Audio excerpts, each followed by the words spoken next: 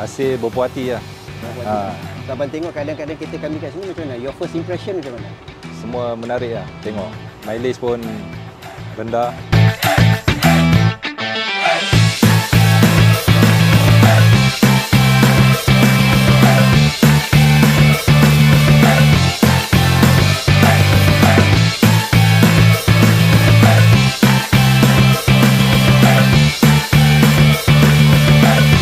Okay, Assalamualaikum. Selamat tengah hari. Saya Helmi SA daripada JB Auto World Seri Manjung. Kami dekat HQ. So hari ni kita nak deliver sebiji kereta Toyota Avanza. Okay, boleh tak abang, saya minta abang tolong kenalkan diri. Abang siapa nama dan daripada mana?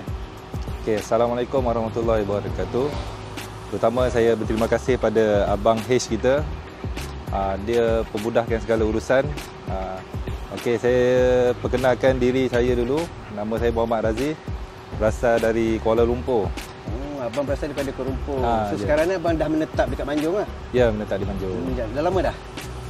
Setahun lah. Dah setahun, Alhamdulillah. So far Manjung okey lah, healing lah daripada Kuala Lumpur abang kan? Okey. Okey, jadi daripada mana abang kenal JB Auto? Baru pertama kali lah. Bila duduk sini baru lalu sekitar Manjung ni. Mana nampak. Tak adalah orang-orang yang kawan-kawan ke yang tolong recommend, tak ada lah? Adalah sekali limbah macam tu lah. Sekali limbah, faham. So daripada pemandangan abang lah, daripada start abang from your first start datang dekat JB Auto punya showroom, abang tengok kenderaan kami kat sini dengan hasil yang abang dapat, apa pendapat abang? Hasil berpuas hati lah. So abang tengok kadang-kadang kita kami kat sini macam mana? Your first impression macam mana? Semua menarik lah tengok. Mileage pun rendah. So abang berpuas hati lah dengan condition kereta yang ada kat sini lah. Faham. Okay, kalau misal kata kalau kami katalah kita bagi 5 bintang, berapa bintang abang nak bagi untuk JB Auto dan saya punya servis?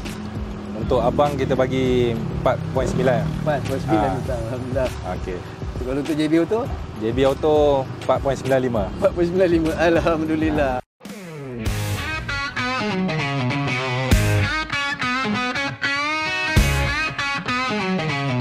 Okey, jadi adakah disebabkan ini juga abang dah dapat abang punya kenderaan, adakah abang akan promote pada kawan-kawan juga untuk manalah tu akan datang nak beli kereta dengan JB Auto, boleh refer kat abang pula ke?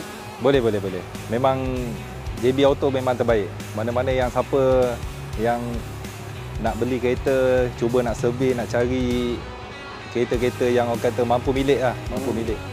Tak kira lah daripada MPV ke, tu boleh dapat dengan JB Auto. Kereta family ke, boleh dapatkan JB Auto. Boleh direct dengan Abang Haze kita ataupun bersama saya pun boleh, tak ada masalah. Okey, alhamdulillah. Boleh recommend. Nak cari kereta yang berkualiti, carilah JB Auto.